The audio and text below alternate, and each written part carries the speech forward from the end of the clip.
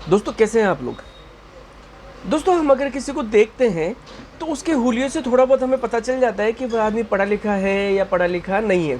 अधिकतर लोग क्या करते हैं कि उन्हें जैसे ही पता चलता है कि यार ये तो अनपढ़ है, पढ़ा लिखा नहीं है, तो हम उसको गंवार, बेवकूफ़, जाहिल टाइप के शब्दों से लोग उनको जज करते हैं।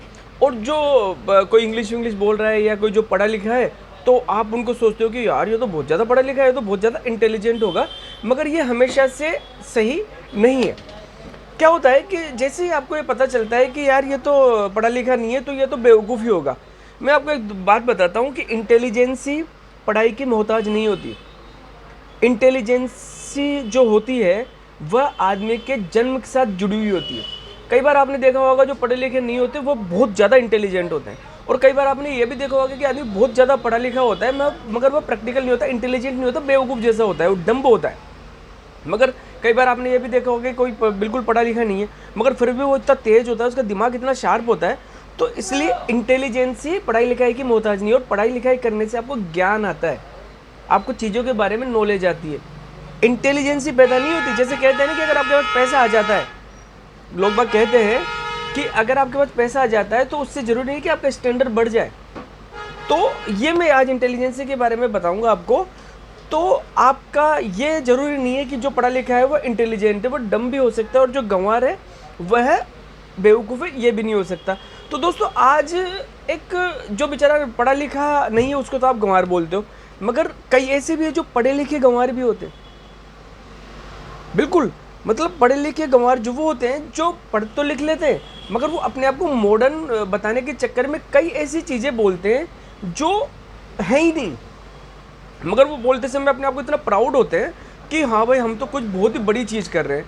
जैसे मैं आपको एक बात बताता हूँ, आपने कभी नोट किया होगा, हम जो हमारे जो भगवान है शिवजी भगवान, हम उनको शिवजी बोलते हैं। मैंने शिव महापुराण पढ़ी है, ठीक है, मैंने गीता भी पढ़ी है, मैंने शिव चालीसा भी पढ़ी है, मगर उसमें हमारे शिव जी को कहीं पर भी शिवा कह के नहीं पुकारा गया है। आपने कभी नोट किया है ये चीज़? हम शिव जी को हमेशा शिव जी ही बोलते हैं, शिव पार्वती ही बोलते हैं। शिव जी के बहुत सारे नाम हैं, भोलेनाथ है, नीलकंठ है, ठीक है, मगर आप जब शिव का नाम आता है तो हम शिव जी ही बोलते हैं। शिव तांडव स्तोत्र, शिव चालीसा, शिव महापुराण, तो हम सिर्फ शिव जी बोलते हैं। मगर जो ज़्यादा पढ़े लिखे लोग हैं, जो पढ़े लिखे गंवार हैं मेरी नज़रों में, वह शिव को शिवा बोलते हैं। अब शिवा क्या है? ये शिवा कौन से भगवान आगे?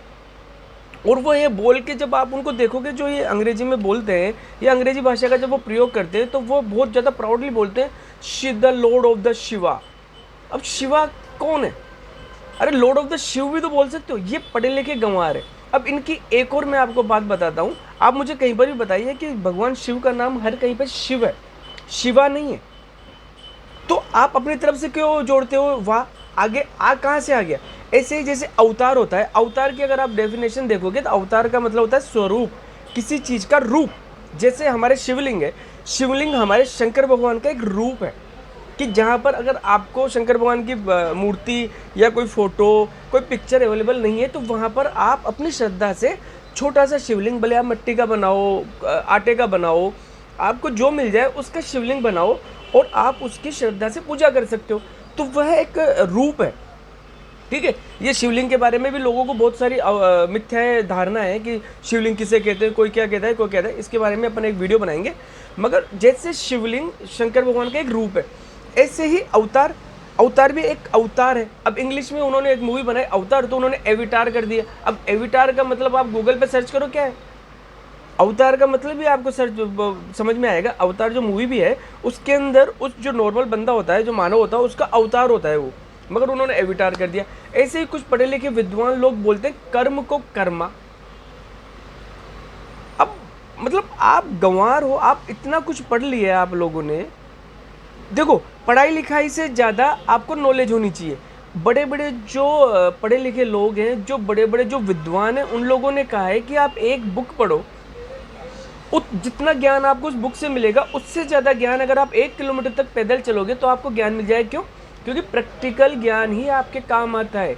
बुक्स का ज्ञान कभी आपके काम नहीं आता।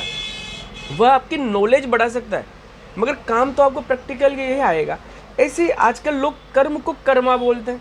मैंने बहुत बार सुना है कर्मा रिटर्न्स। अरे कर्मा, कर्मा क्या है? कर्मा क्या है? आप मुझे एक जगह पर अगर कर्म के बारे में सबसे ज़्यादा कहीं पर जिक्र आया है वो है भगवत गीता। आप मुझे एक जगह यह बता दीजिए कि वहाँ पर कर्म की जगह कर्मा लिखा हुआ है। हर कहीं पर कर्म ही मिलेगा। तो हम कर्म को कर्म क्यों नहीं बोलते? आप अपने आप को ज़्यादा मॉडर्न दिखाने के लिए, ज़्यादा पढ़ा लिखा दिखाने के लिए आप शिव को शिवा बोलते हो, कर्म को कर्मा बोलते हो। तो यह पढ़े लिखे गंवारों की हरकतें।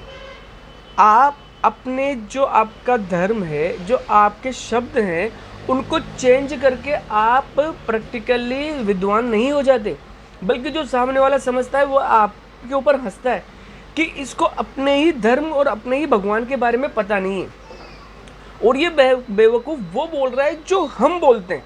हमारे भगवान को शिव जी ही बोलते हैं। दूसरे देश के अंदर अगर कोई हमारे भगवान को मानता है, हो सकता है वह शिव नहीं बोल पाता इसलिए वह शिवा बोलता है, मगर आपको उसको सही बोलना चाहिए, सही करना चाहिए उसको कि भैया शिवा नहीं होता, शिव ही होता है। बल्कि आप उसके साथ साथ कि हाँ भैया हमें तो पता नहीं है, तू शिवा बोल रहा है तो शिवा ही है, ठीक है शिवा बोल रहा हूँ। ऐसे कर्म होता है। अब आप दूसरा बोल रहा है कर्मा, अब आप उसके साथ साथ कहते हो कर्मा। अरे कर्मा क्यों? कर्म उसको बताओ कि भैया कर्म नहीं हो, कर्मा नहीं होता, कर्म होता है। तो आपको उसको सुधारना चाहिए, ना कि उसके साथ लग जाना चाहिए। ये तो वही बात होगी, मैंने पहले भी बोला था कि हम भारत का नाम वो बोलते हैं, वो तो बोलते नहीं है जो हमारे पूर्वजों ने रखा है, हम वो बोलते हैं जो दूसरों के पूर्वजों ने रखा है। तो दोस्तों अपने धर्म का सम्मान कीजिए। जो हमारे शब्द हैं, शब्द में ताकत होती है। वर्ड एक ऐसी चीज़ है, शब्द ऐसी चीज़ है जो निकलते हैं, अगर वह मंत्रों से मंत्रों के थ्रू निकलते हैं, मंत्रों के रूप में निकलते हैं तो वह पावर है। अगर कोई बड़ा नेता कुछ बोल रहा है तो वह उस देश की फ्यूचर तय करते हैं।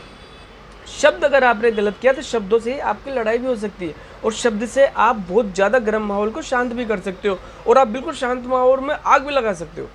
तो शब्द बहुत कीमती होते हैं, तो आप शब्दों का गलत उच्चारण ना करें, जो है वही बोले, कर्म को कर्म ही बोले और शिव को शिव ही बोले।